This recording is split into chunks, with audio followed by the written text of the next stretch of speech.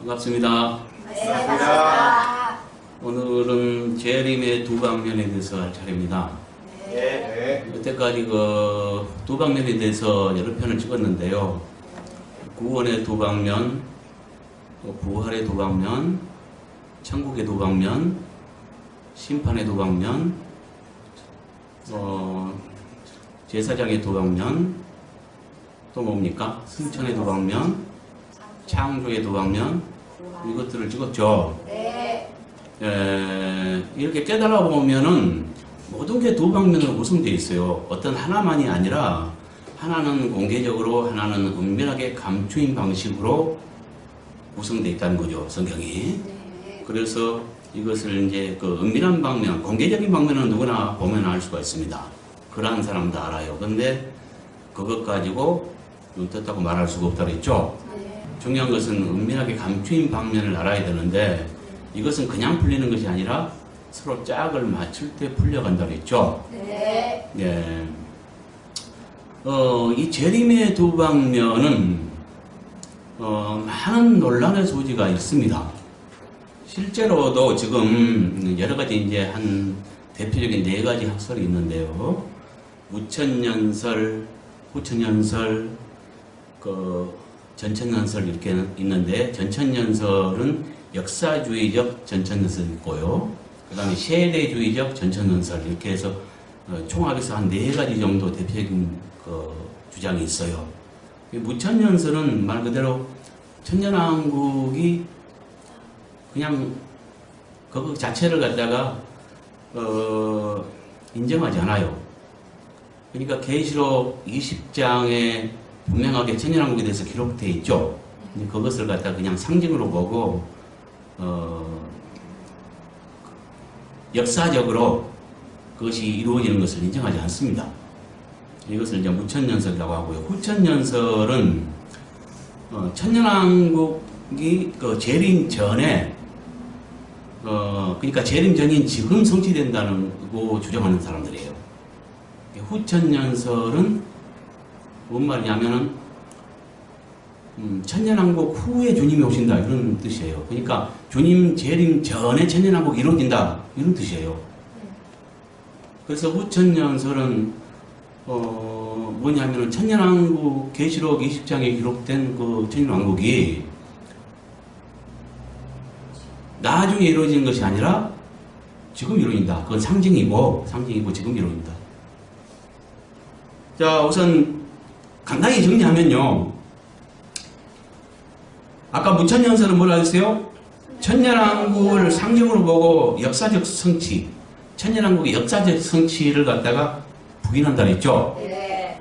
후천년설은 천년왕국이 재림 전인 지금 성취되며 천년왕국에 기록된 것처럼 지금 이루어진다는 거야. 그러니까 예수님 오시기 전에 그 천년왕국에 대해서 약속한 거 있잖아요. 평화의 시대, 평화의 나라가 온다고 했잖아요. 네. 그 상황이 예수님 오신 이후에 오는 것으로 성경은 분명히 기록되어 있는데 이걸 갖다가 지금 이루어진다 이렇게 봐버려요.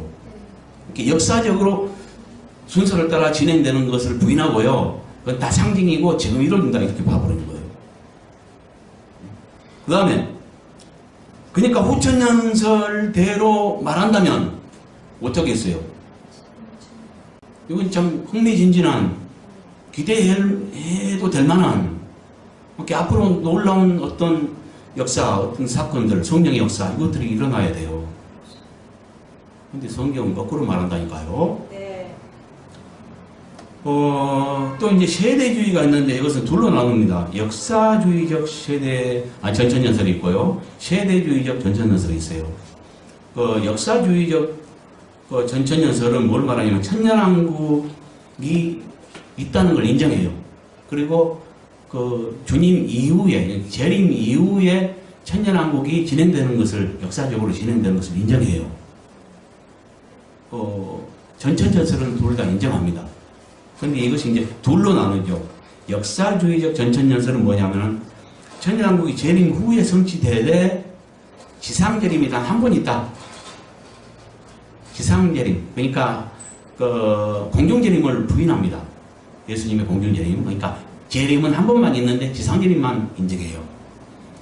근데 세대주의적 전천연설은 똑같이 천연왕국이 재림 후에, 주님 오신 이후에 천연왕국이 이루어진다, 이걸 인정하면서 단 역사주의와 뭐가 다르냐면은 공중재림과 지상재림이 두 번에 걸쳐서 재림하신다, 주님이 오신다, 이제 이렇게 주장하는 자들이에요. 이렇게 크게 이제 네 가지 학설이 있는데,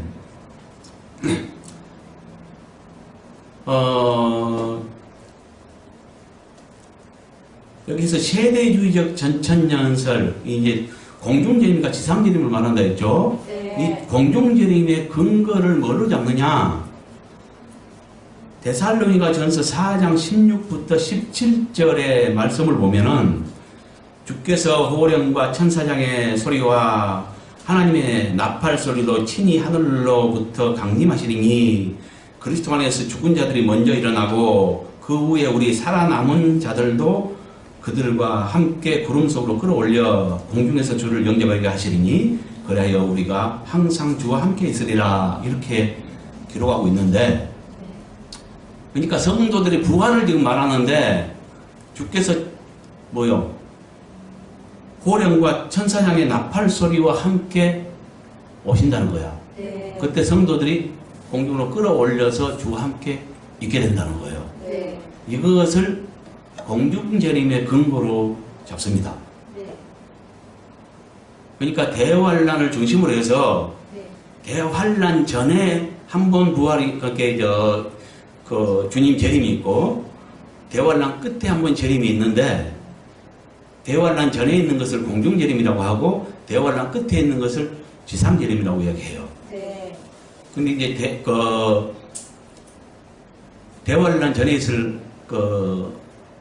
공중재림, 여기에 대한 근거를 갖다가 데살로니가 전서 4장 16절부터 17절 이 말씀을 근거로 잡는다는 거죠. 네. 근데 이 바울의 말을 연구해 보면은 이 말은 대환란 끝에 있을 주님의 지상재림을 말합니다. 난 그렇게 봅니다. 왜 그러냐면요, 먼저 내 견해를 말하면 나는 두 번 있는 것으로 봅니다. 그러나 여기에서 무천연설이나 후천연설이나 역사주의적 전천설이나 세대주의적 전천연설, 그 어떤 것이 근거한 것이 아니라 내가 주님께 인도받고 계시로 가르침을 받아가면서 깨달은 것들, 내 견해를 지금 말하는 거예요. 네. 어떤 견해와 나는 일치하지는 않습니다. 이게 둘을 말하는 것은 세대주의적 전천연설과 같지만 이 근거가 다르다는 거죠. 네.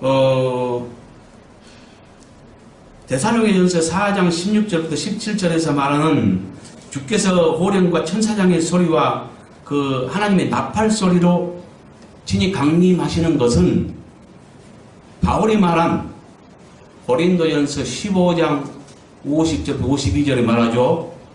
성도들의 부활 시기를 말하는데 마지막 나팔 불 때에 성도들이 부활된다고 말하고 있어요. 네. 이 부활은 대환란 전 부활이 아닙니다. 네. 대환란 끝에 있는 부활입니다. 이 마지막 나팔이라는 것은 계시록 8장 1, 2절을 보면은 나팔은 그 7죄인에 속하는데요. 네. 총 7개의 나팔로 구성되어 있습니다. 네. 그렇기 때문에 마지막 나팔이라는 것은 7째 나팔을 말합니다. 네. 그 7째 나팔은 7째 나팔 때에 하나님의 뜻이 이루어집니다. 계시록 10장 7절에 보면 전에 새로 개정하기 전에 그 성경을 보면은 뭐라 했냐면은 하나님 그 7째 나팔 불 때에 하나님의 뜻이 이루어진다 이렇게 되어 있는데 이번에 개정하면서 바꿔버렸어요. 네. 불려고 할 때에 하나님의 비밀이 이루어진다고 이렇게 이제 했는데 나는 전혀 그것을 지지합니다. 네. 그것이 옳습니다. 성경 전체적으로 풀어봐도요, 7째 나팔, 곧 마지막 나팔, 곧 7째 나팔을 불 때에 하나님의 뜻이 이루어지는 거예요. 아멘. 뭘로 이루냐? 부활로서 이루어집니다. 아멘. 그리고 계시록 11장 15절에 보면 마지막 아까 일곱째 나팔이라 했죠. 일곱째 나팔 불 때에 하늘에서 큰 음성이 들려요. 네. 음성이 들려서 그 음성 내용을 보면 뭘 말하냐면 세상 나라가 주와 그리스도의 나라가 되어 그 주가 주가 세세토록 왕도를 하리라 이렇게 되어 있어요. 네. 예. 그게 뭔 말이냐면 나라도 바뀌고 통치자도 바뀐다 이런 뜻입니다. 네. 그것은 전쟁에서 승리했을 때만 가능한 일입니다. 네. 그래서 그것은 하늘에서 난 음성은 그 내용으로 볼 때 전쟁 승리 선포를 말합니다. 네. 그 전쟁 승리 선포가 언제 이루어지냐? 일곱째 나팔 불 때 이루어져요. 네. 그 일곱째 나팔은 마지막 나팔입니다. 네. 그럼 어떻게 이루어지냐? 부활로서 이루어지는 겁니다. 네. 부활로서 그 뜻이 이루어지고요. 부활된 이후에 전쟁 승리 선포가 있고요. 사단은 아무리 방해를 했어도 이긴 자가 탄생했어요. 그래서 하늘로 솟구쳐 올라갔어요. 네. 그 다음에 전쟁 승리 선포가 있는 거예요. 네. 여기서는 간단히 말하고 있지만 계시록 10장 7절 말씀과 이렇게 연계해서 볼 때 하나님의 비밀이 이루어진 때가 일곱째 나팔이고요. 그 일곱째 나팔 불 때에 전쟁 승리 선포가 있단 말이죠. 네. 이런 것들을 갖다가 종합적으로 볼 때 이것이 맞습니다. 그러니까 이 바울이 말한 막 떠들썩하게 어떻게 보면 뭡니까? 그 주님께서 강림하실 때에 나팔 소리와 함께 천사장의 나팔 소리와 함께 강림하신단 말이에요. 이것은 마지막 나팔 불 때를 말합니다. 네. 그때 그러니까 나팔 불면서 나팔 소리와 함께 강림하실 때 성도들이 먼저 공중으로 솟구치고 공중에서 주를 영접한 다음에 그 다음에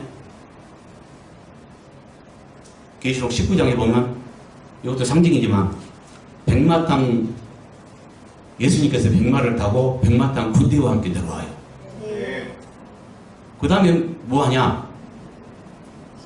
마태복음 25장 31절부터 46절에 보니까 주님이 인자가 이 땅에 내려와서 보좌를 펼치고 보좌에 앉아서 모든 민족을 모아서 양과 염소를 나누듯이 의인과 악인을 나눠서 심판하세요.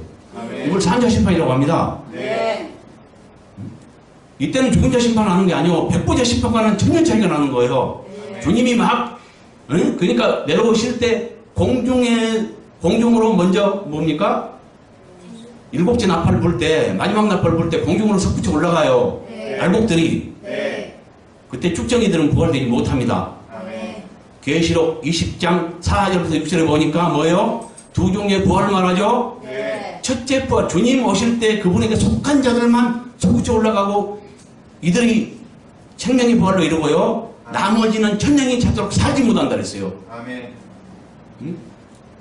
그러니까 부활도 두 종류죠. 네. 주님 오실 때 천년 먼저 부활될 자들과 천년 동안 살지 못할 자가 있어요. 천년 동안 살지 못할 자는 뭐야? 먼저 천년 전에 주님 오실 때에 생명의 부활로 나온 자들은 이걸 첫째 부활이라고 하는데 이 첫째 부활은 얘 먼저 천년 먼저 되느냐? 주님 오신 이후에 천년왕국이 펼쳐지는데 천년왕국 동안에 왕노를 하면서 보상받기 위해서 먼저 부활되는 겁니다. 천년 먼저. 네. 이때까지 패배자들은 살지 못하더라 라고 나와 있어요. 그러면 살지 못하고 있다가 천년 이후에 이 첫째 부활에 참여하지 못한 자들이 언제 나오냐? 심판받기 위해서 천년왕국 끝에는 백보자 심판이 있습니다. 네. 백보자 심판은 주님 오실 때 있을 마태복음 25장 31절부터 46절에 말하는 모든 민족 심판과 다릅니다. 네. 모든 민족 심판은 사한 자들만 심판하는 심판을 말하고요. 천년 이후에 펼쳐질 백보자 심판은 죽은 자 심판이라고 분명히 말하고 있습니다. 네. 심판도 두 방면입니다. 그렇죠? 네. 이렇게 달라요. 그러니까 심판도 둘로 말하고 부활도 둘로 말하고 천국도 둘로 말하고 네. 왜냐하면 주님 오신 이후에 눈물 흘고 고통 없는 시대가 올 줄 알고 있는데 계시록에 보면은 19장에 주님이 오시고 이 순서대로 기록됐습니다. 네. 19장에 백마 타고 주님이 내려오시고요. 오시자마자 오시면서 제일 먼저 뭐요? 두 인물. 정치인 중에 한 사람이 대표. 거짓 그리스도와 종교인 중에 한 대표. 거짓 선지자 이 둘을 갖다가 잡아서 불못에 산채로 집어 던져버려요. 제일 먼저. 네. 그 다음에 20장에 보니까 뭐요? 사단의 복에서 주님이 직접 통치를 하기 위해서 이긴 자들과 함께 왕노를 하기 위해서 이걸 천년왕국이라고 하는데 계시록 2장에 보면은 맨 먼저 사단을 잡아서 무적에 다시 나올 수 있는 무적에게 천년만 감금시켜 놨다가 얘 불못에 던져버리지 않고 천년만 감금하냐 하면은 이유가 있습니다. 다시 한번 써먹어야 돼. 네. 주님은 사단을 뭘로 사용해요? 우리를 갖다가 시험하는 도구로 사용한다는 것. 네. 천국 가기 합당한 자냐 아닌 자냐를 가리는 도구로 사용하는 거예요. 네. 그래서 맨 먼저 불못에 던져볼 것 같은데 그렇지 않고 1000년 동안 보관해놨다가 1000년 나중에 천년왕국이 딱 지난 다음에 그 시대 사람들을 결산하기 위해서 다시 한번 꺼내놔보고 이때 옳지 못한 자들은 또 욕심을 품고 마귀 하나 돼서 전쟁을 일으킵니다. 이런 자를 하늘에서 불이 내려서 소멸해 버리죠. 그렇게 한번 옥석을 가린 다음에 이렇게 알곡과 축제기를 나눈 다음에 그 다음에 이제 불못에 던져요. 그러면 뭡니까? 이걸 상징이라고요? 이렇게 자세하게 말하고 있는데 이걸 상징이라고요? 눈이 가려져도요 보통 눈이 어두운 게 아닙니다. 그래서 19장에는 주님이 오심을 말하고 있고요. 20장은 천년왕국, 주님이 아들이 직접 통치하시는 천년왕국을 말해요. 네. 그 다음에 21장은 우리가 이제 생각하는 눈물과 고통 없는 시대가 그 영생의 시대, 영생과 영벌이죠. 네. 그 눈물과 고통 없는 영원한 시대가 진행돼요. 이걸 이제 새하늘과 새 땅이라고 얘기하죠. 네. 이 시대가 사망이 없는 시대고요. 천년왕국은 그 끝에 뭐요 하늘에서 불이 내려서 육신을 소멸하는 것입니다. 네. 그렇게 죽음이 있는 것입니다. 네. 천년왕국과 영원한 시대는 뭐이 다릅니까? 죽음이 있고 없고 다른 거예요. 네. 그러니까 육신으로 살아간다는 거예요. 네. 이렇게 구체적이에요. 이런데 이 천년왕국을 부인해요. 다 상징이라고 바꾸어요. 그러니까 거꾸로 해석해버려요. 엉뚱하게 해석해요.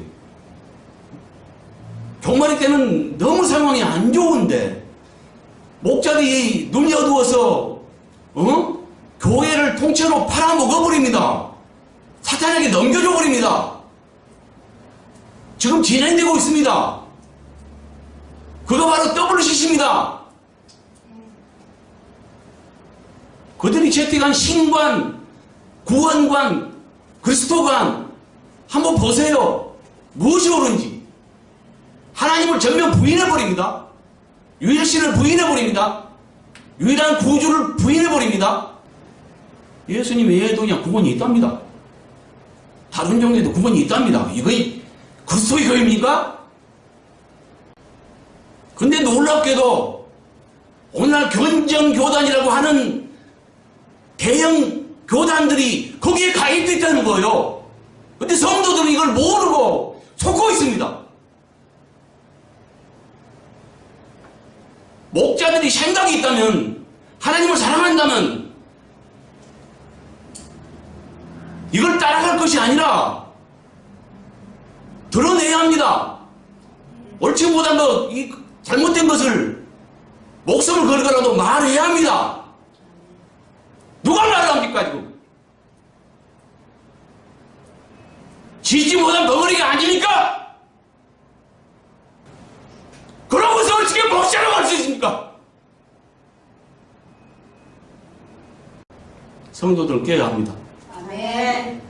그 시대는 지금의 예배 방식으로 그걸 얻지 못합니다. 아멘. 이 나팔에 관해서는요, 지금 내가 이것을 갖다가 데살로니가 전서 4장 16절부터 17절까지 지금 세대주의적 전천년설을 주장하는 사람들이 공중재림과 지상재림으로 나누면서 대환란 전에 있을 그 재림을 공중재림이라고 하면서 이걸 근거로 제시하는데 이것은 나는 옳지 않다고 보는 이유가, 자, 모든 것이 한 번은 은밀하게 임하고 한 번은 공개적으로 임한다 그랬습니다. 네. 여기에서 말하는 주께서 호령과 천사장의 소리와 하나님의 나팔로 친히 하늘로부터 강림하시니 이것은 은밀한 재림이 절대 아닙니다. 네. 떠들썩하게 공개적으로 오시는 걸 말하거든요. 네. 나팔 소리가 함께 임하는 것은 바울이 말한 마지막 나팔 때 성도들이 부활되고 그 다음에 재림한 것을 말하거든요. 네. 그러면 이것은 공개적인 재림의 근거이지 네. 은밀한 재림의 근거가 아니라는 거예요. 네. 그럼에도 불구하고 나는 두 번의 은밀한 재림과 공개적인 재림이 있다. 공개적인 재림은 물론 지상 재림을 말합니다. 그러니까 나는 그분들과 같이 공중 재림, 지상 재림 이렇게 나누지 않습니다. 왜냐하면 여기서 지금 공중 재림이라는 말을 쓴 이유가 여기서 뭡니까? 호령과 주께서 호령과 천사장의 소리와 하나님의 나팔로 친히 하늘로부터 강림하시리니, 그래서 뭐요? 그리스도 안에서 죽은 자들이 먼저 일어나고 그 후에 우리 살아남은 자들도 그들과 함께 구름 속으로 끌어올려 공중에서 주를 영접하게 하시리니, 그리하여 우리가 항상 주와 함께 있으라. 그러니까 대환란이 있고 대환란 전에 주님이 공중 재림하시고 공중에 오시고 성도들이 모여 끌어올라가고, 그래서 공중에서 있다가 머물러 있다가 나중에 대환란 끝에 지상재림한다, 이런 논리 같은데요. 그것이 아니라는 거예요. 이걸 가지고 공중재림, 대환란 전에 공중재림 한다는 근거를 제시했는데 이것은 대환란 끝에 일어날 일이라는 것이 분명합니다. 아멘. 계시록 아까 말했죠. 그 일곱 나팔을 풀어봐도 그렇습니다. 어디에도 그 은밀한 재림이 나팔 불면서 온다는 말이 근거가 없습니다. 대환란 끝에 있을, 이 세상 끝에 주님 지상 재림할 때는 떠들썩하게 나팔 불면서 올 수 있어요. 왜냐하면 마지막 나팔 불 때 온다 그랬으니까. 네. 그 나팔이 일곱째 나팔이고, 마지막 나팔은 네. 일곱째 나팔은 계시록 11장 15절에 보니까 세상 끝날 때이란 말이죠. 네. 그러니까 그때는 지상 재림을 말하는 거예요. 나팔 불면서 오시는 주님은. 네. 그러면 대환란 전에 있는 부활은 어디에 근거를 잡아야 되냐? 마태복음 24장에 보면 그 근거가 나와 있습니다. 네. 두 번의 재림을 적어도 말하고 있습니다. 네. 그래서 나는 그 근거를 두 번 있대, 이것은 근거로 나는 생각지 않습니다. 이건 잘못된 근거입니다. 옳은 근거는 뭐냐? 마태복음 24장을 정확하게 풀어보면 거기에 두 방면의 주님의 재림, 두 방면의 재림을 말하고 있다는 거예요. 아멘. 그러면 이걸 증명해야 되겠네요. 네. 그것보다 먼저 이걸 확실하기 위해서 일곱 나팔이 어떻게 구성되나 그 비밀을 잠깐 말할게요. 계시록 8장에 보면은 1, 2절에 보면 일곱째 인때일 때 일곱 나팔이 준비되죠. 네. 그 다음에 7절부터 12절까지는 일곱 나팔 중에 네 나팔이 부러집니다. 네. 그 네 나팔은 뭘 말하냐면 땅, 바다, 강, 하늘 순으로 3분의 1씩 환경 파괴가 이루어져요. 네. 그러니까 뭡니까? 그것은 직접적인 인명패를 말한 게 아니고 이 네 나팔은 각각 한 나팔마다 한 화를 가지고 있는데 한 재앙을 가지고 있는데 네. 그러니까 네 나팔이니까 네 재앙이죠. 8장에서 네. 이 네 나팔은 네 재앙을 가지고 있는데 뭡니까? 직접적인 재앙이 아니라 간접적인 재앙, 환경 파괴와 같은 간접적인 재앙을 말하는 거예요. 네. 그러니까 이 네 나팔은 뭡니까? 이 말씀과 비춰볼 때 처음 네 나팔은 대환란 전 부활과 관계가 없으나 그저 그 대환란 전 부활이나 공중재림과 관계가 없습니다. 네.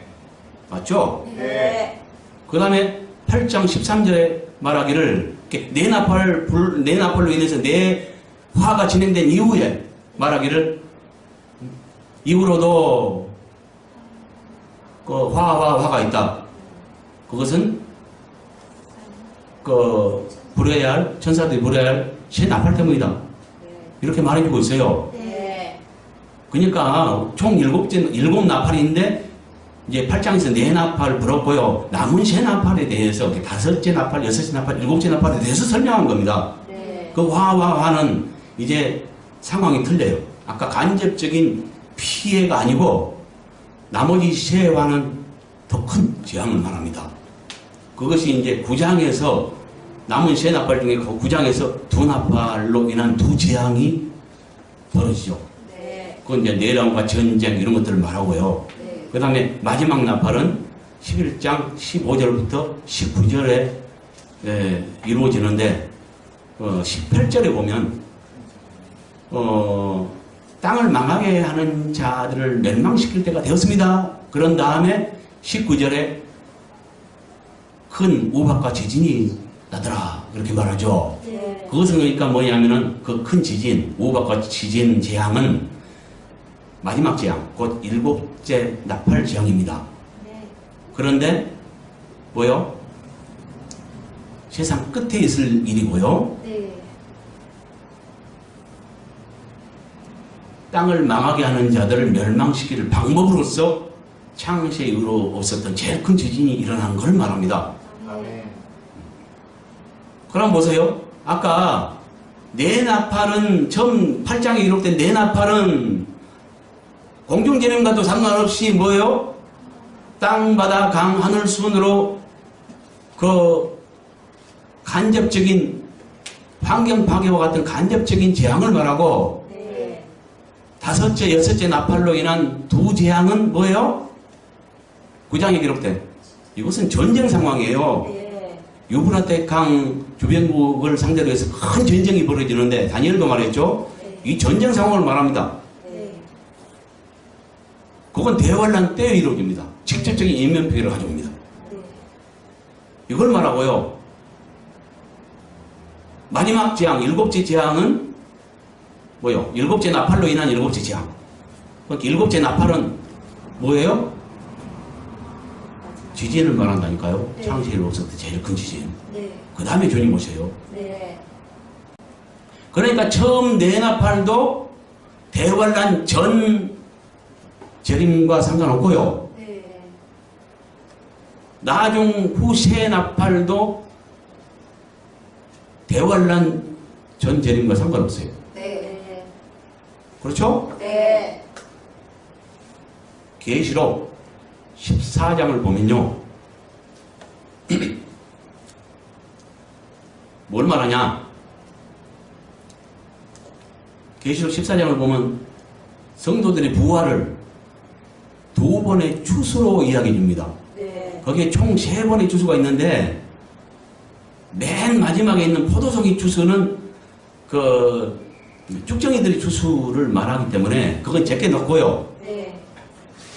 대환란을 중심으로 해서 그 전과 후에 한 번씩 추수가 일어나는데 네. 대환란 전에 일어날 추수 1절부터 5절까지 기록된 추수를 갖다가 천열매 추수라고 기록되어 있습니다. 거기에. 네. 그 다음에 14절부터 16절까지 기록되어 있는 추수를 갖다가 이것은 대환란 후에 일어납니다. 네. 그 상황을 보면 알아요. 내용을 보면. 네. 대환란 동안에 진행될, 그렇게 6절부터는 대환란 동안에 진행될 그 복음, 전파될 복음과 진행될 일들, 바벨론 심판, 이런 것들을 말해주고요. 8절까지. 9절부터 12절까지는 성도들의 그러니까 뭡니까? 두 가지 법에 대한 경고를 말하죠. 그러면서 성도들에게 인내를 요구해요. 아까 말했죠. 두 가지 법을 지키라는 거. 네. 그 하나님의 경고를 말하고요. 그것도 대환란 동안에 일어날 일을 말해요.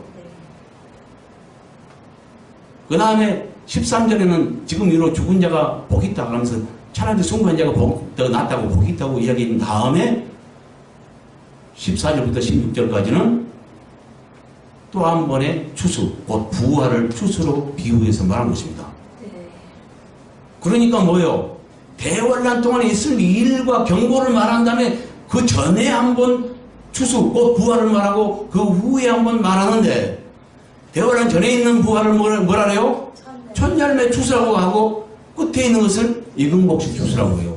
그럼 무엇이 본격적인 성도들의 추수냐? 대환란 끝에 있을 이근복식 추수를 말합니다. 네. 바울이 말한 마지막 나팔, 꼭 계시록에 말하는 일곱째 나팔, 그건 대환란 끝에 있는 세상 끝에 있을 나팔을 말하는 거예요. 네. 근데 오늘날 목자들이 이걸 갖다가 뭡니까? 바울이 말한 마지막 나팔을 갖다가 대환란 전에 있을 걸로 생각해 부르죠? 네. 잘못 가르칩니다. 이게 계시록에 보면 뭐요? 두 번의 추수가 있는데 이때 그 성도들이 그냥 올라가냐? 마태복음에 보면 주님이 오셔서 데려갑니다. 근데 은밀하게 오셔가지고 한 번 데려가시고요. 한 번은 번개가 통해서 번쩍이면 석가지 번쩍이듯이 모두가 알게 공개적으로 한 번 나타나십니다. 네. 그러니까 두 번째 이름을 말한다니까요. 네.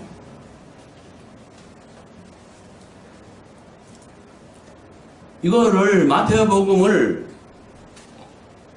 자세히 다루면 좋겠는데요. 대신에 내가요, 내 이론에 반대할 사람들을 위해서요, 보시라고 이걸 갖다가 이 자료를 그대로 공개하겠습니다. 영상에. 네. 자세히 하면 좋겠는데, 이거 지금 시간이 없단 말이에요. 어떻게 할까요?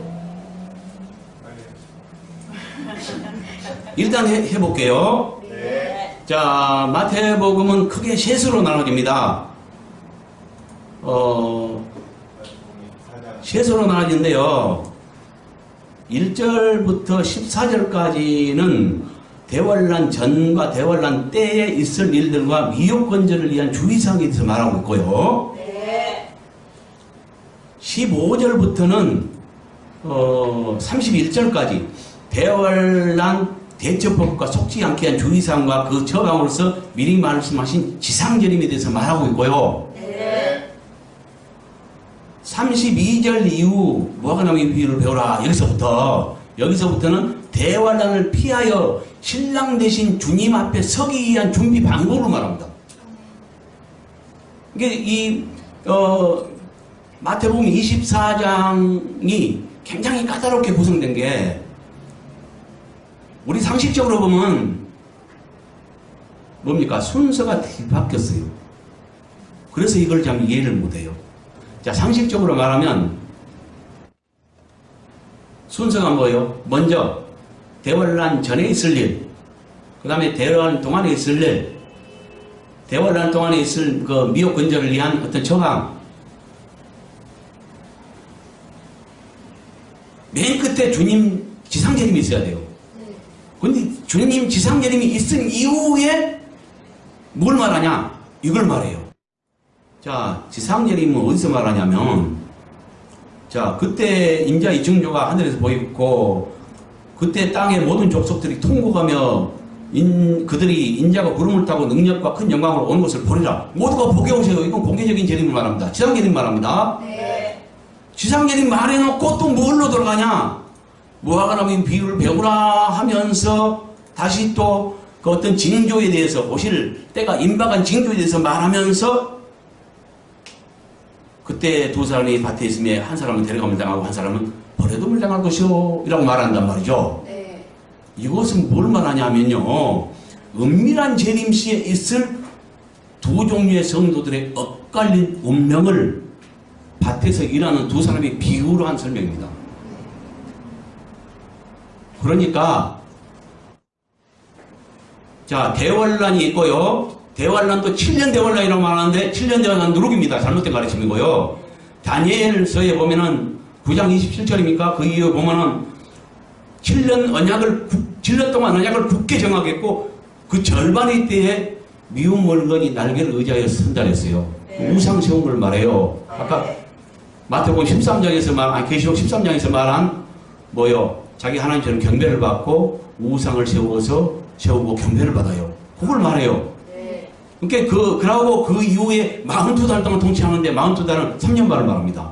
그러니까 7년 언약 중에 그 계시록을 보든지 13장을 보든지 다니엘서를 보든지 뭘 봐도 7년 언약 3년 반 대환란을 말해요. 7년 언약을 굳게 정하겠고 절반의 때에 배도가 일어나고 그때부터 진노가 쏟아지는 거예요. 아멘. 그러니까 3년 반 대환란이 맞죠? 네. 그렇죠? 네. 그러니까 7년 언약 중에 3년 반 이쯤에 한 분의 주님의 은밀하게 오심이 있고 깨어있는 자들을 치어 올라가요.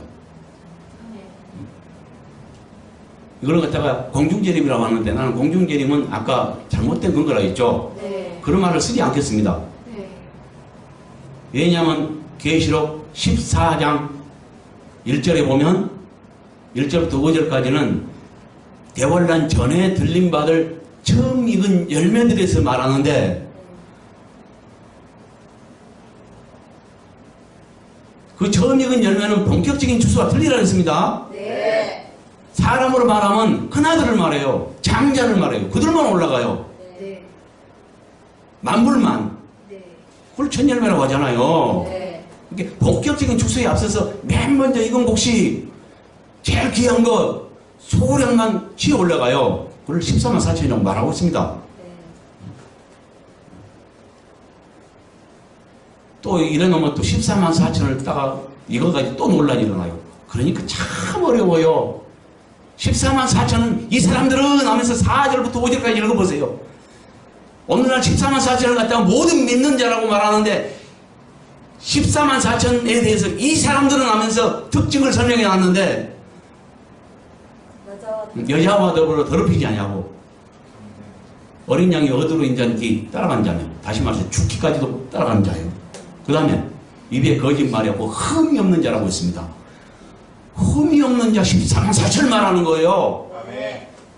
모든 민자를 말한 게 아니에요. 그렇다면 모든 민자를 말한다면 밑에 위에 대환란 끝에 또 한 번의 부활이 있는 것입니까? 주소가.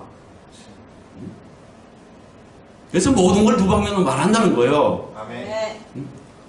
논란이 있을까 봐서 이건 설명했는데요. 여기에 보면은 내가 지금 말하고자 하는 것은 14장 1절에 보면 어린 양과 함께 14만 4천이 서 있어요. 어디에? 시온산에. 이건 상징으로 됐습니다. 네. 근데 3절에 보니까 부부자 앞에 있습니다. 그들이. 네. 그래서 14만 4천이 새 노래를 부르는데 땅에서 구속받은 14만 4천에는 이 노래를 배울 자가 없어요. 딱 제한되어 있어요. 14만 4천만. 네.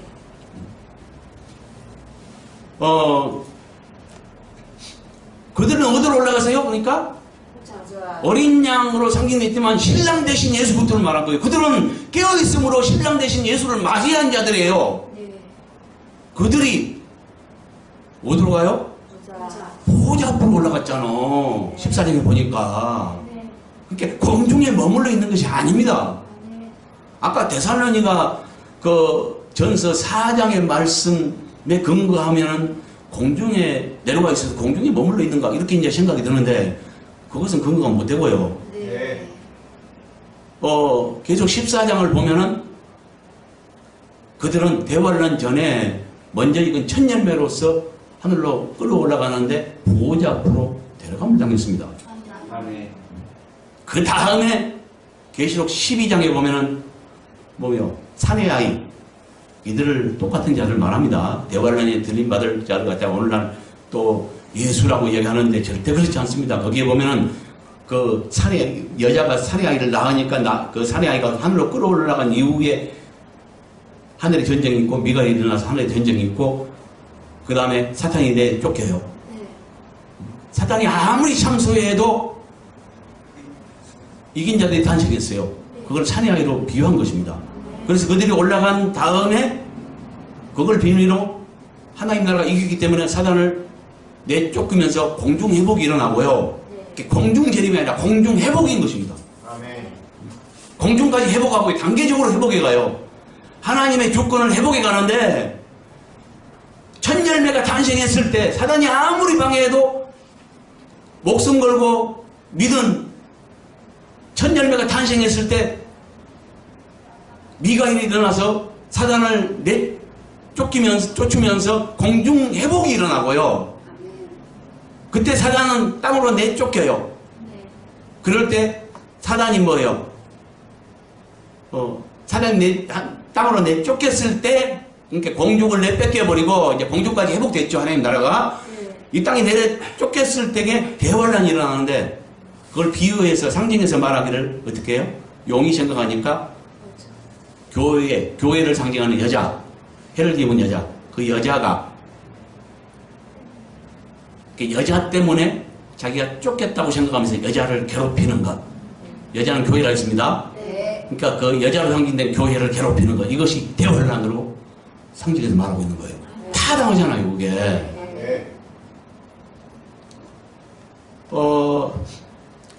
그래서 공중 회복이 일어나고 대환란 전에 첫 열매 올라가고 그 다음에 공중 회복이 일어나고요.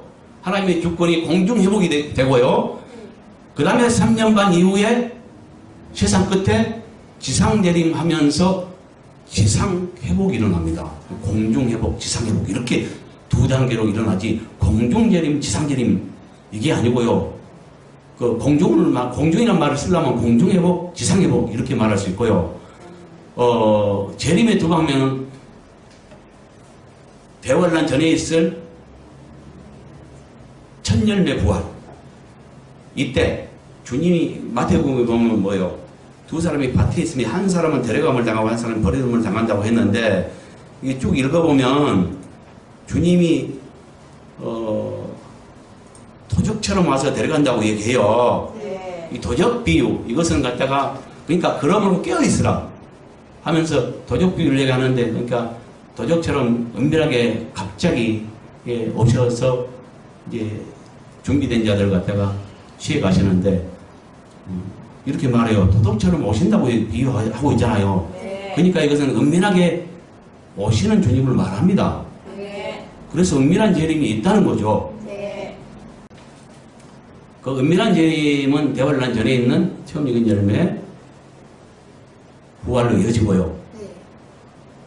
지상 재림 직전에 성도들이 다시 한번 부활된 다음에 주님과 함께 지상으로 내려옵니다. 백마 타고 이제 그것도 물론 비유겠지만 이렇게 내려오셔서 이 땅을 심판한 다음에 의인들을 가지고 천년왕국을 시작합니다. 이렇게 봐야 돼요. 자, 1절 예수께서 성전에서 나와 가실 때 제자들이 성전 건물들을 가리켜 보이려고 나오니 이 말은 제자들이 예수님께 언제 못 알고 했는가로서 사건 발단에 대한 설명입니다. 뭐냐면은 예루살렘 성전에서 주님과 제자들이 나왔을 때 제자들이 주님께 그 헤롯에 의해서 46년 동안 증축된 그 웅장한 성전을 자랑하려고 했어요. 그걸 말합니다. 2절은 대답하여 이르시되 너희가 이 모든 것을 보지 못하냐 내가 진실로 너희로니 돌 하나도 도리에 남지 않고 다 무너뜨리라. 성전이 무너진다 해버려요. 그대로 막 자랑스럽게 얘기했는데 성전이 다 무너진대요. 제자들이 깜짝 놀랐겠죠.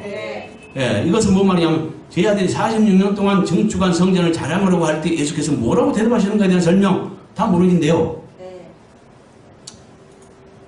예수께서 강남산 위에 앉으셨을 때 제자들이 조용히 나와 이르되 우리에게 이르소서 어느 때 이런 일이 있겠사 하며 또 주의 임하심과 세상 끝에 무슨 징조가 있사오리까? 이 말은 성전이 무너질 것이라는 예수님 말씀에 충격받은 제자들이 질문 장수와 질문 내용에 대한 설명이죠. 네. 질문 장수는 어디예요? 감난산. 내용은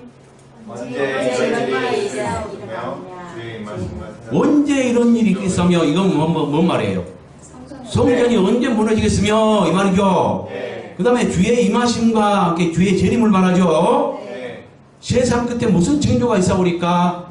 지금 보세요. 아까 성전이 다 무너진다는 것은 이거는 엄청난 어떤 재난이 있다는 이야기거든요. 네. 그래서 세상 끝에 무슨 징조가 있습니까? 그 재난의 징조. 이걸 묻는 거예요. 네. 여기에 대한 답으로서 이제 주님께서 말씀해 설명해 가십니다. 네. 그러면 마태복음 24장은 뭘 말해요? 이거예요. 네. 근데 여기에서 어느 때? 성전이 돌 위에 돌 남고 남지 않고 다 무너지는 때에 대해서는 설명은 없습니다. 네. 근데 주님의 임하심과 그 다음에 세상 끝의 징조에 대해서는 말씀해 주십니다. 네. 이런 식으로 이제 보시면 돼요. 네. 그렇죠? 네. 예수께서 대답하여 이르시되 너희가 사람의 미혹을 받지 않도록 주의하라. 많은 사람이 내 이름으로 와서 이르되 나는 그리스도하여 많은 사람을 미혹하리라. 이 말은 제자들의 무릎에 대한 첫 번째 대답이죠. 네. 무엇을 주의하라고 했으며 그 이유는 무엇인가에 대한 설명. 미혹을 받고 주의하라. 뭘 주의하라 했어요? 미혹받지 않도록. 미혹을 주의하라 했죠. 사람들의 미혹이. 네. 예. 그 이유는 많은 사람들이 와서 나는 그리스도라 해서 그렇게 거짓 그리스도인이 나타난다는 걸 말해요. 네. 예. 그 다음에 난리 소문을 듣겠으나 너희는 삼가 두려워하지 말라. 이런 일이 있어야 하되 아직 끝은 아니냐? 끝은 아니라네요. 네. 그러니까 대환란 전에 있을 일을 말하네요. 네. 네. 두 번째 대답으로서 난리 소문을 들을 때 두려워하지 말아야 될 이유? 끝은 아직 아니기 때문에. 네. 그렇죠? 네. 그 다음에 민족이 민족을 나라가 나라를 대제가 일어나고 내란과 전쟁을 말하죠. 네. 곳곳에 기근과 지진이 있으니 이 모든 것은 재난의 시작이라. 이 말은 재난의 시작의 표적을 말하네요. 네. 표적으로서 어떤 일들이 있을 것인가에 대한 설명했죠. 네. 무엇이 있어요? 내란과 전쟁이 있고요. 기근과 지진이 있답니다. 이것은 재난의 시작이라 했죠. 네. 그러니까 재난 시작 전까지, 그러니까 대환란 전까지 있을 일이다 이렇게 말할 수 있어요. 네. 그렇지 않겠어요? 그래서 답하면 네. 1절부터 8절까지는 뭘 말해요? 대환란 전에 있을 미혹 근절을 위한 주의사항. 있을 일들과 대환란 전에 있을 일들과 미혹 근절을 위한 주의사항이에요. 이게 맞습니다. 네. 그 다음에 9절 그때의 사람들이 너희를 환란에 넘겨주겠으며 너희를 죽이리니 너희가 내 이름 때문에 모든 민족의 미움을 받으리라.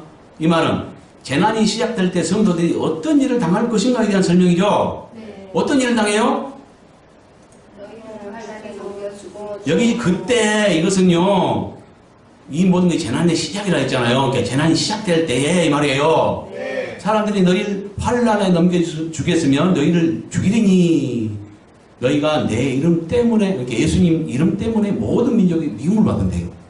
성도들이 네. 이게 좋은 상황이 오는 게 아니라니까요. 네. 이 마지막 때는.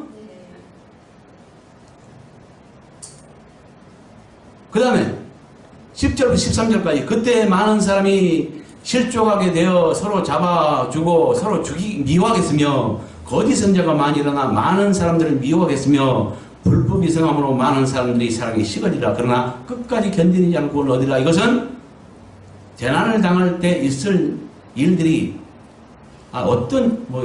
잘못됐네요.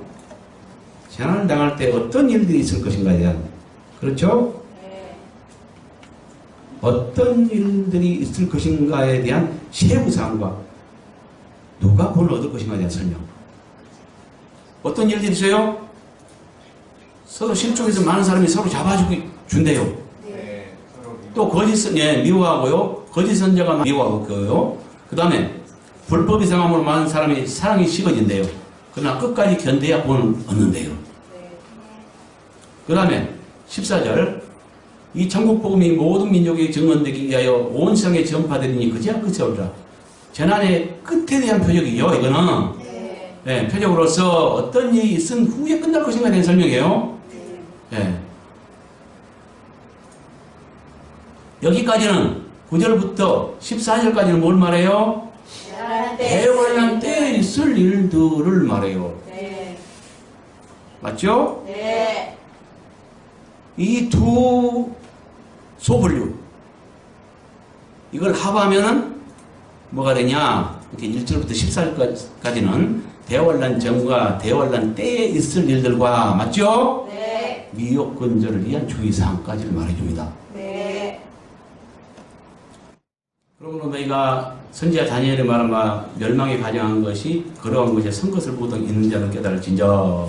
이 말은 뭘 말하냐면 다니엘의 예언이 이루어지는 표적을 말합니다. 그렇죠? 그 표적이 어떻게 일어나냐? 멸망에 가정한 것이 거룩한 것에 선 것을 보거든. 이건 뭘 말하냐면 여기서 멸망에 가정한 것이라는 우상을 말합니다. 계시록 13장에도 말하듯이 아까도 말했죠. 한 정치인이 세계 여러 나라를 42달 동안 다스리면서 자기가 하나님 편 경배를 받아버려요. 그리고 땅에서 나온 짐승으로 상징된 거짓 선지자 종교인 중에 한 대표는 그 자를 갖다가 하나님만 섬기게 해야 되는데 그 자를 갖다가 하나님처럼 섬기게 해버려요. 우상을 섬기게 해버립니다. 우상을 만들어 놓고 그 자의 우상을 만들어요. 그걸 말해요. 그러면 그 자의 우상을 어디 만드냐? 그 선지자가 거의 그 짓을 한다니까 이렇게 교회에 시군다는 걸 깨달아야 돼요. 거룩한 거 하나님의 사람들이 있는 장소인 교회가 거룩한 곳입니다. 그 교회에 그러니까 우상 거짓 그리스도의 우상을 만들어 놓고 그 자를 섬기도록 해버려요. 하나님 대신에. 이걸 말해요. 그래서 이것은 갖다가 뭐냐면은 그 다니엘의 예언이 이루어지는 표적을 말하고요. 그때 유대에 있는 자들은 살아 도망할지다. 이것은 뭐냐면 유대에 있는 자들을 애로한 설명이라는 것. 우리에게도 임합니다. 빌라델비아 교회 계시록 3장의 빌라델비아 교회 사장에 하신 말씀 중에 그 보면은 시험이 온 땅에 임한다고 분명히 말하고 있습니다. 예, 그래서 우리도 피해가지 못한다는 것. 유대에 임한 것이 아니에요. 유대에만 임한 것이 아니에요. 유대에 있는 자를 애로 들어서 설명한 것 뿐입니다. 그 피하는 방법을. 알았죠? 예. 그래서 여기는 다니엘의 예언이 이루어지기 시작하는 표적과 그때에 어떻게 할 것인가를 유대에 있는 자들을 애로한 설명. 그 다음에 지붕에 있는 자는 집안에 있는 물건을 가지러 내려가지 말며 밭에 있는 자는 겉옷을 가지러 뒤로 돌이키지 말지어다. 물론 이것도 다 세세하게 설명하면 좋겠는데 뭐 지붕에 있는 자 뭐 이런 것은 왜 지붕에 있느냐? 그때는 유대인들은 뭡니까? 지붕에 올라가서 기도를 많이 했습니다. 이제 이런 것 때문에 그런데 이것까지 다 설명할 수가 없습니다. 그냥 넘어갈게요. 예.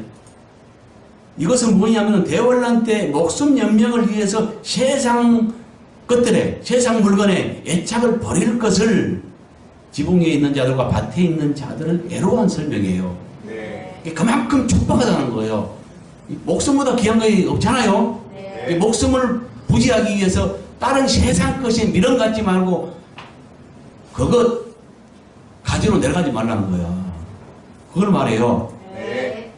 그날에는 아이벤 자들과 전먹인 자들에게 화가 있습니다. 이 말은 대환란 때 도망가기 어려움으로 화를 당할 주대상이 누굴 것인가에 대한 설명. 이들만 당하는 게 아닙니다. 이들이 더 피해가 크다는 걸 말해요. 그렇지 않겠어요? 근데 여기에 안식일이 되지 않도록 기록하니까 또 안식을 지켜야 되나 또 이렇게 또 여겨요. 이스라엘 그게 뭐냐면은 유대인들을 대상으로 그들을 애로한 설명이라는 걸 깨달아야 돼요. 이해갔습니까? 네. 이는 그때 큰 환란이 있겠습니다. 창세 이후로 전까지 이런 환란이 없었고 후에도 없으리라. 이 말은 대환란 곧 도망하는 일이 안식이나 겨울이나 안식일에 되지 않도록 기도해야 하는 이유로서 대환란이 얼마나 클 것인가에 대한 설명이에요. 이해갑니까? 네. 우에서 말했잖아요. 이때 되지 않도록 기도하라 했잖아요. 네. 그럼 기도에 대한 이유를 지금 알려준 거예요. 창세 이후로 없었던 제일 큰 환란이 있다는 거예요. 네. 예. 그래서 겨울이나 안식일에 일어나면 어떻게 돼요? 유대인들은 안식일을 지키기 때문에 못 도망가니까 피해가 크겠죠. 네. 겨울에 일어나도 피해가 크겠죠. 산으로 도망가라고 하는데. 네. 그러니까 유대에 있는 자들을 애로한 설명이라는 걸 깨달아야 돼요. 예? 네.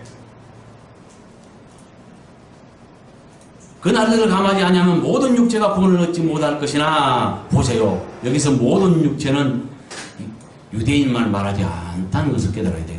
네. 그러나 택하신 자들을 위하여 그날을 감하시라. 이것은 대환란의 크기에 대한 세부상을 우리의 목숨 연명을 얼마나 할 수 있는가에 애로한 설명.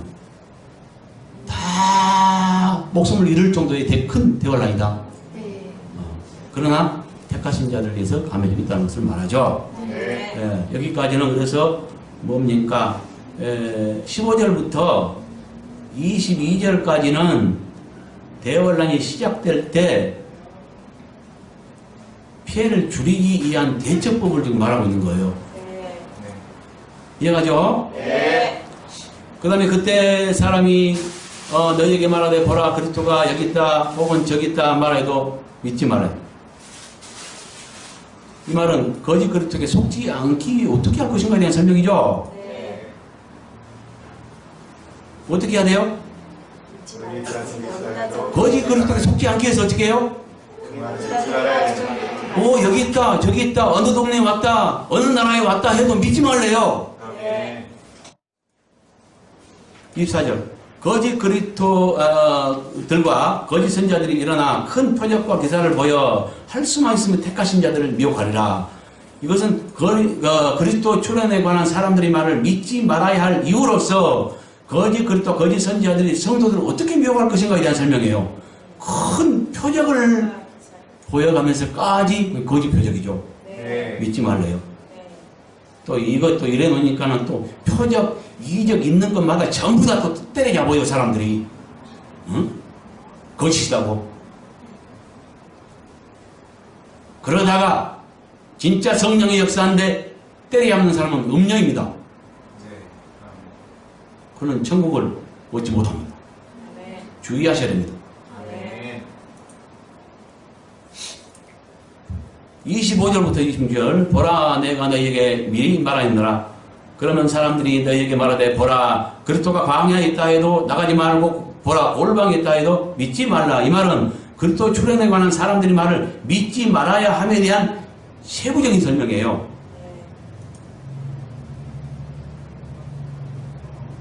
뭐라 그랬어요? 아까 설명했는데 다시 세밀하게 말해준 거란 말이죠. 어떻게 믿지 말아요? 여기 있다 저기 있다를 지금 세부적으로 말했죠. 예, 광야에 있다 해도 믿지 말고요. 골방에 있다 해도 믿지 말래요.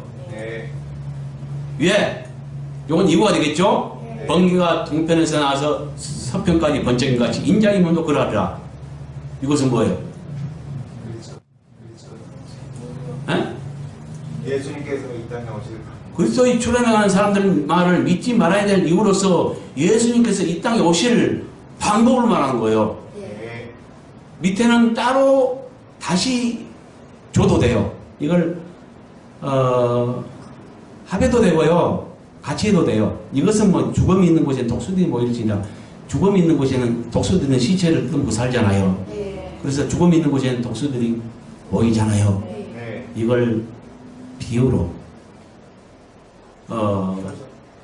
그러니까 주님이 그 죽음이 있는 곳에 시체가 있는 곳에 독수리가 나타나듯이 예수님 오심도 그 표적이 있다는 것을 알려주신 겁니다. 그러니까 이것은 지상재림을 말합니다. 지상재림하실 때는 모두가 볼 수 있도록 공개적으로 나타나세요. 네. 계시록 1장에도 보면 주님 오심에 대해서 말하고 있죠. 네. 7절입니까? 거기에 보면은 1장 7절 네. 그를 찌른 자들 이렇게 원수까지도 볼 수 있어요. 보고 가슴을 치며 애곡해요. 네.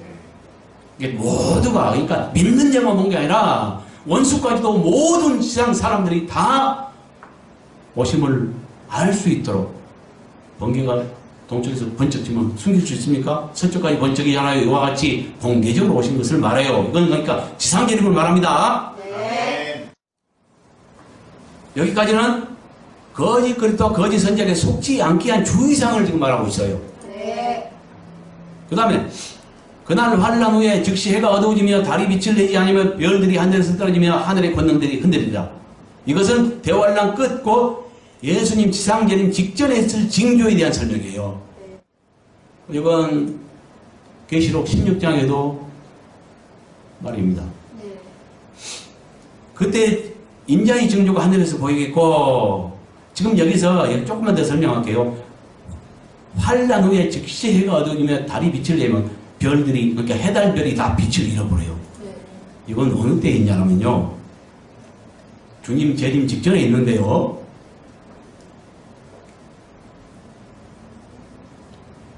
창세 이후로 없었던 제일 큰 지진을 말합니다. 그 지진이 있고 주님이 오십니다.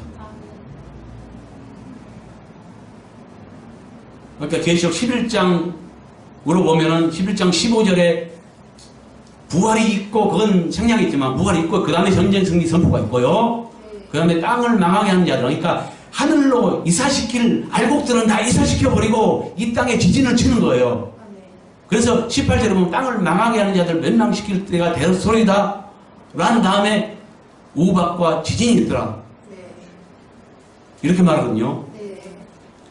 그 다음에 주님이 오시는 거예요. 그러니까 여기서도 지금 해달별 빛을 잃었다고 했는데, 이것은 계시록 6장에서 말입니다. 계시록 6장에 보면 7개인 중에 6개인이 떼지는데 그 크게 두 그룹으로 나눠집니다. 네. 처음부터 4개, 처음 4인은 4마리 있는 말로 구성되어 있는데, 그것은 종말이 때까지 있을 4가지 비밀을 말하고요, 땅에서.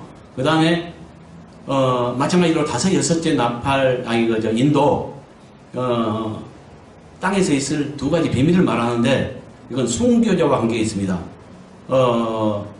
항상 뭐냐면은 둘로 말하는데 하나는 공개하고 하나는 감춰서 말하기 때문에 감춰서 말하는 건 어렵습니다. 5째 이는 공개적으로 말하고 있습니다. 순교자와 관계에서 말하되, 언제 우리의 피를 갚아주겠습니까? 억울한 피를. 그러니까 순교자의 정한수가 찰 때 갚아줄게. 순교자의 정한수가 있다는 걸 알 수 있고요. 네. 그 다음에 6째 이는 갑자기 큰 지진이 일어납니다. 네. 이것은 순교자의 억울한 피를 갚아주는 방법을 말하는 것입니다. 거기에 아무 말도 없지만 5째, 6째 이것은 순교자와 관계 있고, 5째 이는 순교자의 억울한 피를 갚아주는 때를 말하고, 6째 큰 지진은 창세 이후로 없었던 제일 큰 지진을 말한 것으로서 이건 세상 끝날 때 있습니다. 주님 재림 직전에 있습니다. 네. 근데 그것은 그 6째에는 순교자들의 억울한 피를 갚아주는 방법으로서 제일 큰 지진을 말한다는 것. 그러면 이것이 이루어진 때는 언제냐? 계시록 11장 18절 19절에 이루어지는 거죠. 이렇게 6장에서는 단순히 그 비밀을 말해주고 11장에서는 이루어진 때를 말해주는 겁니다. 그래서 여기서 지금 말하는 해달별이 빛을 잃었다 했는데, 그 6장에서 보면 이 말을 해줘요. 해와 달과 별이 막 권능들이 떨어지고 다 우수수이 막 쏟아져 버려요. 응? 그러면서 막 산악이 감고갖고 막 옮겨버려요. 그 정도로 큰 지진이 있어요. 이건 창세 이후로 없었던 제일 큰 지진을 말하는 것이고, 그 지진을 내리는 것은 땅을 망하게 한 자를 멸망시킬 방법으로서, 순교자의 억울한 피를 갚아주시는 방법으로서 주신다는 것. 아멘. 여기서 그걸 말합니다, 지금. 네. 이것이 그것입니다. 예. 그걸 깨달아야 돼요. 그 다음에 징조, 주님이 인자의 징조가 있다는 거죠. 그러니까 이 뭡니까? 예? 제일 큰 지진이 있은 이후에 주님이 오신다는 걸 깨달아야 돼요. 인자의 징조가 하늘에서 보이겠고, 그때 땅의 모든 족속들이 통곡하며 인자가 구름을 타고 오는 것을 알아요. 그렇죠? 네. 알게 오시잖아요. 네. 지상지림을 말하죠. 네. 그 큰 나팔과 함께 천사들을 보내니, 그러니까 나팔 소리와 함께 오는 것은 지상지림을 말하는 것입니다. 아까도 말했지만, 네. 그들이 그 택하신 자들을 하늘 이 끝에서 저 끝까지 사방에서 모으리라. 택하신 자를 모은다 그랬죠? 네. 이거는 그러니까 알곡들이 부활을 볼 수가 있죠. 네. 알곡들이 부활로 내려와서 이제 그 다음에 내려와서 심판은 마태복음 25장 31절부터 말하고요. 그 전 상황을 말하는 것이 아닌가, 그렇게 할 수 있겠죠? 네. 그러네요? 아니요. 아니요. 노민정 심판 말씀. 그러니까 이제 마태복음 25장 31절 46절은 네. 택하신 자를 모은 것이 아니고, 보좌를 펼치고, 모든 자를 갖다가 양념석 나누시 심판해요. 근데 여기서는 택하신 자만 모은다 했기 때문에 네. 부활로 연결될 것이라고 봐요. 아, 네. 그렇잖아요. 네. 맞아요. 예. 맞습니다. 그래서 이것은 지상재림 때 하실 일이 무엇인가에 대한, 그러니까 지상재림 하면서 공중에 주님은 오시고, 네. 그 다음에 천사들을 보내서 택하신 자를 모아서 공중으로 솟구치고 공중에서 만난 다음에 함께 내려오시고, 그 다음에 모든 민족 심판이 있을 겁니다. 이렇게 봐야죠. 네. 여기까지는 예수님 지상재림 징조가 그때 있을 일들과 오셔서 하실 일, 이걸 말하죠. 네. 예, 여기까지는 그래서 15절부터 31절까지는 두 번째 중분류를 말합니다. 이 세 개의 메시지가 있는데, 소분류가 있는데 합해서 하나의 중분류 형성하죠. 이것은 대환란 대처법과 속지 않게 한 주의사항과 그 처방으로서 미리 말씀하신 지상재림을 그 처방으로서, 속지 않게 한 처방으로서 미리 말씀하신 지상재림입니다. 네. 이해가죠? 네. 예. 근데 32절부터가 이제 어려운 거예요. 무화과 나무의 비유를 배우라. 그 가지가 연하여지고 잎사귀 내면 여름이 가까운 줄 아나니 이와 같이 너희도 이 모든 일을 보거든 인자가 가까이고 문 앞에 이런 줄 알아라. 이것은 예수님의 재림이 임박한 징조에 대한 비유적 설명. 여기서는 지상재림이냐 은밀한 재림이냐 이것을 알 수 없어요. 그냥 재림이 임박한 징조를 말합니다. 네. 예. 이것은 이제 무화과 나무의 비유는 이스라엘로 본다면은 이스라엘의 회복, 이런 걸 말할 수 있죠. 네. 1948년도에 나라도 없던, 거의 2000년간 나라도 없던 이스라엘이 회복했죠. 네. 예. 이런 것만 해도 엄청난 기적입니다. 정말 매우 바꿨다는 깨달아야 돼요. 또, 내가 진실로 너에게 말하노니, 이 세대가 지나가기 전에 이 일이 다 일어나리라. 이것은 진실하신 하나님의 약속을 믿어야 할 이유로서 예언된 약속이 언제까지 이룰 것인가에 대한 설명. 언제까지 이루어요? 이 시대가 지나가기 전에 이룬다요. 예, 반드시 이루어집니다. 아멘. 천지는 없어질지언정 내 말은 없어지지 아니하려. 이 말은 하나님의 약속을 믿어야 할 이유로서 그 말씀의 영원성에 대한 비유적 설명. 이 천지가 없어진다는 것이 쉬워요, 믿기가? 그런데 천지는 없어질지언정 하나님 말씀은 없어지지 않는데요. 그 비교 설명한 거예요, 영원성을. 네. 이해갔죠? 네. 그러나 그날과 그때는 아무도 모르니 하늘의 천사들도 아들도 모르고 오직 아버지만 아시느니라. 이 말은 주님께서 다시 오실 때를 아버지의 알 자가 있는가에 대한 설명이에요. 있습니까? 없습니까? 없어요. 예? 네. 그러니까 누구도 여러분도요, 이건 참 지혜입니다. 어느 때에 이렇게 주님이 몇 날 며칠 몇 시에 오신다 이렇게 정해버리는 것은 다 잘못된 것입니다. 절대 알 수 없어요. 네. 아들도 몰라요. 아버지만 아신다니까요. 아버지 권한에 둔 걸 말합니다. 네. 노아의 때와 같이 인자의 몸도 그러하리라. 이것은 주님 오실 때가 어느 때와 같을 것인가에 대한 비유적 설명이죠. 네. 노아 때와 같대요. 노아 때에 어쨌어요? 시가고 장가가면서 세상에 빠져있어서 세상만 도마하면서 믿지 않았어요. 네. 홍수 전에 노아가 방주에 들어가던 날까지 사람들이 먹고 마시고 장가가고 시가고 있으면서 홍수가 나서 그들이 다 멸하기까지 깨닫지 못하였으니 인자의 몸도 일하라. 이것은 사람들이 어느 정도 깨닫지 못할 것인가에 대한 비교 설명이에요. 네. 지금도 이것을 얼마나 우리가 느낍니까? 종말이 임박했다는 것을 증거를 대도 안 믿어요. 오늘날 교회가 우리 모든 증거를 가지고 있죠? 네. 비밀 문서들까지도 네. 안 믿어요. 근데 여기 예언했네요. 노아 때와 이렇게 노아 때와 똑같아요. 마지막 때도. 노아 때 어쨌어요? 들어가면 살 것을 믿고 들어가면 하는데 방주로 농담으로 이기면서 안 들어가 버리잖아요. 그래 막 멸망했죠. 네. 얼마나 안 들어갔어요? 얼마나 안 믿었어요? 노아 식구 8명 외에는 아무도 안 믿었어요. 네. 지금 그런 걸 본다니까요. 아무리 말해도요 안 믿어요. 근데 무슨 대부흥이 일어나요? 여기까지는 그래서 32절부터 39절까지는 재림이 임박한 징조와 약속의 불변성과 재림이 때에 관한 비밀을 말합니다. 아멘. 그렇죠? 네. 그 다음에 40절부터 그때 두 사람이 밭에 있음에 한 사람은 데려가고 한 사람은 버려둠을 당할 것이요. 이 말은 은밀한 재림 시에 있을 두 종류 성도들의 엇갈린 운명을 밭에서 일하는 두 사람이 비유로 한 설명. 뭔 말인지 알겠어요? 네. 이것이 은밀한 재림을 깨달아야 돼요. 아멘. 좀 이따 이거 더 보충해 설명할게요. 두 여자가 맷돌질을 하고 있으면 한 사람은 데려가고 한 사람은 버려두면 당할 것이니라. 이 말은 은밀한 재림 시에 있을 두 종류 성들의 엇갈린 운명을 집에서 맷돌질하는 두 여자의 비유로 한 설명이에요.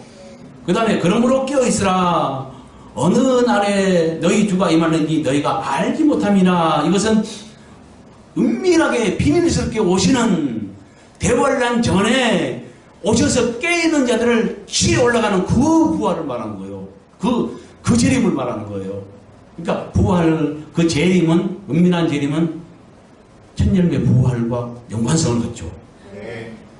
이것은 버림받지 않고 데려감 당하기 이에 어떻게 해야 할 것인가와 그 이유에 대한 설명. 어떻게 해야 돼요? 깨어 있어야죠. 그 이유는 어느 때 오실지 알지 못하기 때문에 항상 깨어 있어야 돼요. 너희도 아는 바니 만일 집주인이 도적이 어느 시각에 올 줄 알았다면 깨어 있어 그 집을 뚫지 못하게 하였으라. 이것은 항상 깨어 있어야 할 이유를 도둑 비유를 통해 한 설명. 됐나요? 네. 그 다음에 이러므로 너희가 준비하고 있으라. 생각지 않을 때 인자가 오리라. 이것은 졸고 잠으로 도둑 맞은 자처럼 낭패를 보지 않기에 어떻게 해야 하는가와 그 이유에 대한 설명. 어떻게 해야 돼요? 준비하고 항상 이렇게 준비하고 있어야 돼요. 그 다음에 그 이유는 생각지 않을 때 도둑처럼 도둑이 야 누구 집에 도둑이라도 3시 40분에 갈게 이렇게 말합니까? 아니잖아요. 네. 예. 아무도 모르잖아요. 그러니까 도둑 맞지 않기 위해서는 항상 끼어 있어야 돼요.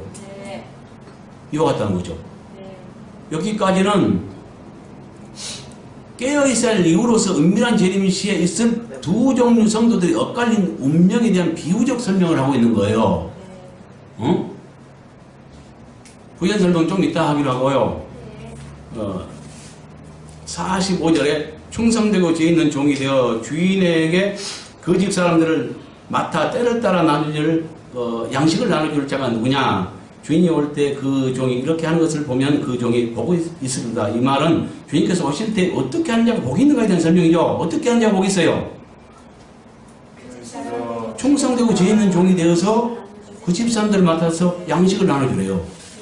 때 맞는 양식. 네. 내가 진실로 너에게 이르노니 주인이 그의 모든 소유를 그에게 맡기리라. 이것은 주님 재림 시에 때를 따라 양식을 나눠주는 충성된 종에게 어떤 보상을 주실 것인가에 대한 설명이에요. 네. 그렇죠? 네. 여기는 대환란 전이냐 후냐 이런 구분은 분명하게 없어요. 그렇죠? 네.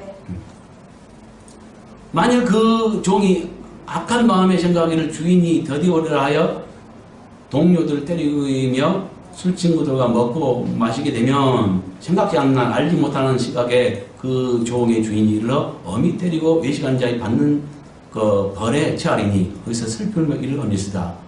이 말은 주님 재림 시에 주님께서 더디 올 줄 알고 불법과 술 취함과 외식하는 자에게 어떤 벌을 주실 것인가의 설명이죠.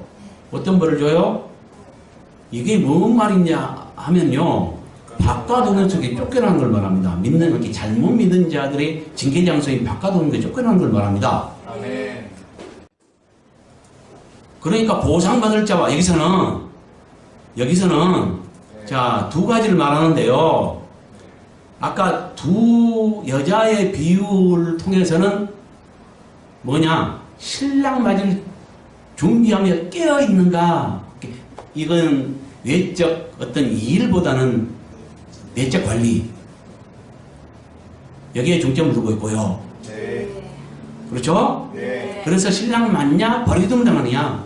네. 이건 대환란 전에 신랑 맞이해서 천열매로 들림 많으냐? 여기서 버려둘 자는 누구냐? 대환란 때 버려지는 거예요. 네. 그건 내가 좀 이따 증명할게요. 네. 분명하게 증명할 수 있습니다. 여기에서 충성된 종이 되어서 때에 따라 양식을 나눠주냐? 악하고 게으른 종이 되냐? 이것은 신랑으로 대화를 전에 맞이하냐 아니냐 이걸 말하기보다 충성된 종이 되어서 옳게 행함으로 보상을 받느냐 바깥세상에 쫓겨나느냐 그러니까 징계를 받느냐 여기에 중점을 두고 있습니다. 네. 이것은 외적 일을 말합니다. 이해가죠? 네. 아까 두 여자는 신랑 맞을 준비하며 껴있느냐 아니냐 이걸 말한 것이고요. 둘로 나눠지고요. 여기서는 일 하나님의 일을 함께 충성되이 행하느냐 안 하느냐 양식을 먹이면서 양들에게 충성되이 행하느냐 안 하느냐 이걸 말하는 것이에요. 이해 갔죠? 네.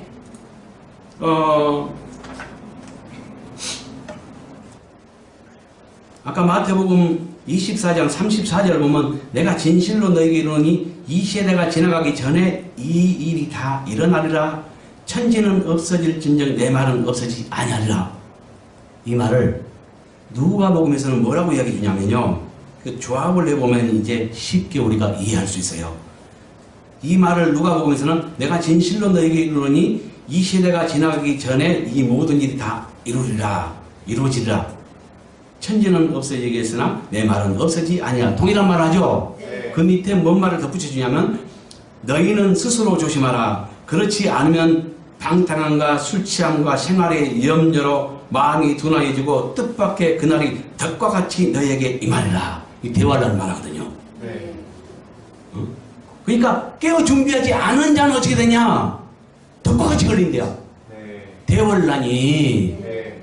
이날은 하면서 설명해 주네요. 덕과 같이 걸릴 너희에게 임하리라 해놓고 부연 설명으로서 이날은 온 지구상에 거하는 모든 사람에게 임하리라 이라고 말해요. 네. 대환란 말하죠. 네. 그렇죠? 네. 그러니까 뭐예요? 깨어있는 자는 대환란을 피하여서 인자 앞에 곧 주님 앞에 서는 자를 말하는 것이고 깨어있지 못한 자는 이 여기서 이렇게 두 여자가 밭에 있거나 메토를 갈 때 한 사람 데려가면 당하는 자. 이 자는 대환란 전에 처음 익은 열매로 들림받은 자. 보좌 앞으로 데려가면 당합니다. 공중에 있는 것이 아닙니다. 이것은 계시록 14장 1절부터 5절을 보면 분명히 나와 있어요. 3절에 보면 1절에 보면 시온산에 어린 양, 곧 신랑 대신 예수와 13만 4천이 서 있고 3절에 보면 더 정확히 알 수 있죠. 네. 보호자 앞에 데려감당했다는 거. 보호자 앞에서 새노래를 부른다는 거. 그 수가 14만 4천 분이라는 거. 이렇게 말하고 있어요. 아멘. 예. 이것은 처음 익은 열매라는 거. 처음 익은 열매는 모든 자의 모든 주수물이 아닙니다. 절대로. 처음 익은 열매는 말 그대로 처음 익은 열매일 뿐이에요. 여러 곡식 중에 맨 만물. 여러분은 큰아들이 몇 명이에요? 한 명이에요? 이 한 명밖에 안 낳았어. 큰아들을. 많이 낳지. 큰아들을 많이 낳지. 한 명밖에 안 낳았어. 이게 말이 돼요? 네. 그렇게 말하고 있어요, 지금. 14만 4천은 처음 익은 열매라고 이러고 말하고 있는데, 분명히 처음 익은 열매라고 말하고 있어요. 이 말은 큰아들이란 말과 똑같아요. 만물. 사람으로 말하면 큰아들. 장자궁 가진 자. 최고 복 받은 자를 말해요. 아멘. 근데 이걸 갖다가 이는 상징이고 모든 자다. 이렇게 말해요. 그러면 모든 자면 얘 또 한 번에 주수가 있는 것입니까? 그건 익은 곡식을 말해요. 본격적인 주수. 그러니까 본격적인 주수와 곡식 주수와 만물만 거두는 처음 익은 열매 주수를 몰라요. 헷갈려요. 둘을 말한다니까요. 네. 이해갔죠? 네. 둘 중에 데려감 당한 사람은 누구예요? 대환란 전에 들림받을 계시록 14장 1절부터 5절에 말하는 14만 4천의 처음 익은 열매예요. 이렇게 신부될 자, 대환란 전에 들림받을 신부될 자, 니도 나도 다 원해요. 근데 정말로 귀한 진귀한 보석 같은 자만 아주 소수만 빼어 올라간다는 것. 이러면 이제 상황이 달라질 거예요. 여기 반발한 사람이 많을 겁니다. 그러나 성경을 폐한다면 모르지만 이거 부인할 수 없습니다. 아멘. 이건 계시록 14장을 통해서 자세하게 또 내가 증거할 겁니다. 아멘. 이런 말 하면 또 신천지아니야 또 이래요. 난 신천지를 잘 모른다. 근데 최근에 어떤 논란이 벌어지면서 조금 자세히 살펴봤는데 내가 왜 그러냐면 뭐 일부러 거부한 것도 아니고 내 할 일이 바빠서요. 사람 살리는 일도 바쁜데 죽이는 일 난 하기 싫어요. 그래서 안 알아봤던 거고 최근에 이제 논란이 있어서 좀 알아봤는데 이단성이 다분합니다. 그래서 나는 함부로 이단이 많이 말하지는 않겠습니다. 주님께 물어보니까 옳지 못한 자 이렇게 이제 말씀을 하셔서 나는 그렇게 말합니다. 성경을 말하는 것이 신천지를 말하는 게 아니라는 것. 아멘. 분명히 말하죠. 누가복음에. 네.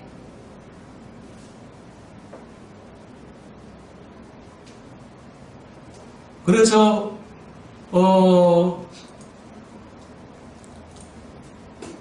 이것을 갖다가 마태복음 25장에서 다시 한번 말해주는데요. 네. 두 여자 비유는 열처녀 비유로 다시 상세하게 말해주고 있고요. 네.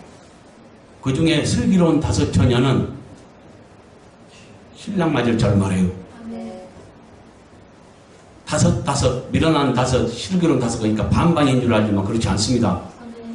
슬기로운 자는 진짜 적은 수이고요. 대부분이 미련한 처녀라는 걸 깨달아야 합니다. 네. 근데 상황이 좋다고 생각하지 않아요, 다들? 인자가 올 때 믿음을 보인 자 됐어요. 종말일 때 주님 오실 때는 믿음을 다 상실해버립니다. 근데 매우 임박했다는 것. 아멘.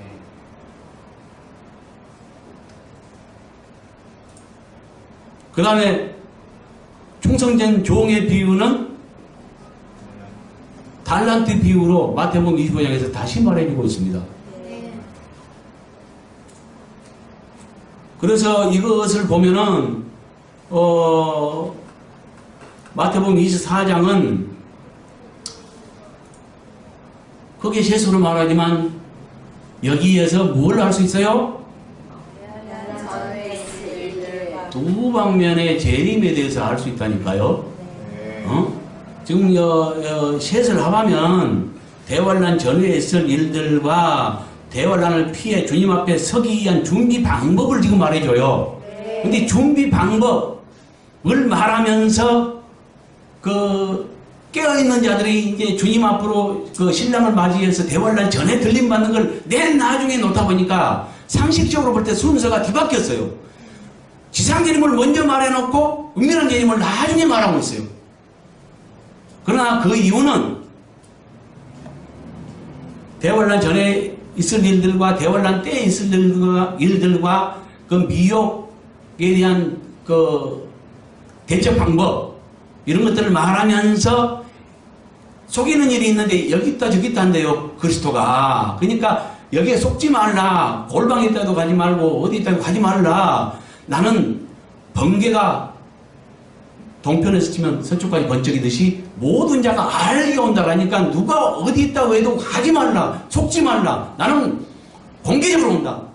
이걸 말해준 것이고요. 그 다음에 이 모든 일을 능히 피하고 인자 앞에 서기 위해서 어떻게 해야 되냐? 항상 깨어 기도하라. 그러면 대환란을 피하고 그 전에 올라간다. 이걸 말해주는 거예요.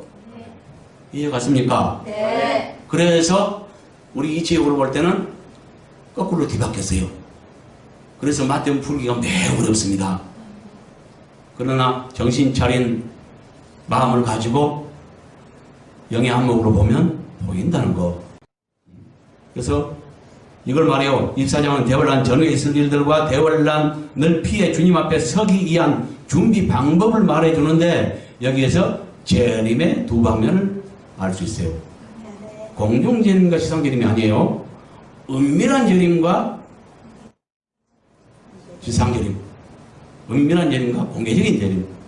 그 공개적인 재림, 지상재림을 말하고요.